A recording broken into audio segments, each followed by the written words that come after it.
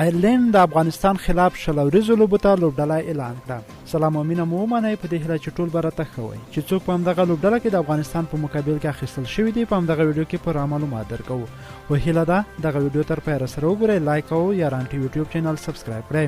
آیرلینډ کرکټ بورډ د افغانستان پر وړاندې د درې شل ورځو سیالیو لپاره خپله 14 کسیزه لوبډله اعلان کړه. د آیرلینډ کرکټ بورډ لخوا د افغانستان پر وړاندې همغه لوبډله انتخاب شوې چې په تیر جنوري میاشت کې د ویسټ انډیز خلاف غوره شوې وه، خو یوازینی بدلون پکې راغلی دی چې مارکیډر په ځای شان ګیټکي ته ځای ورکړل شوی دی.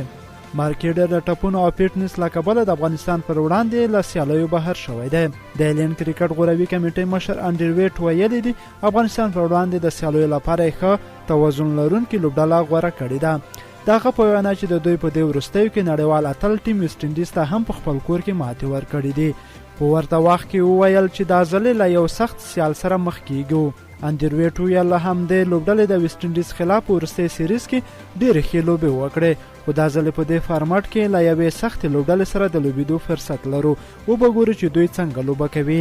نړیوال جام چې په اکتوبر میاشت کې دی ډېر رانږدې دی، له همدې کبله موږ په بېلابېلو کنډیشنونو کې لوبغاړو ته لوبېدو چانس ورکوو ترڅو نړیوال جام ته یوه ښه لوبډله جوړه کړو. د انډریو ویټ په وینا وروستی سیریز کې د نړیوال جام ګټونکی ویسټ انډیز ماتول موږ ته د دید راکوي چې په آیرلینډ لوبډله کې دننه ځواکمنتیا شته. د هغه په خبره چې لوبغاړي له شکه دې ته لیواله دي چې خپلې همدغه کارګردګۍ په هرې چیرې چې وي جاري وساتي. د یادولو وړ ده چې آیرلینډ او افغانستان ترمنځ به درې شل ورځو لوبو سیریز لومړۍ لوبه د مارچ په 8 او 10 نیټه په ګریټ نیودیا لوبغالي کې ترسره شي.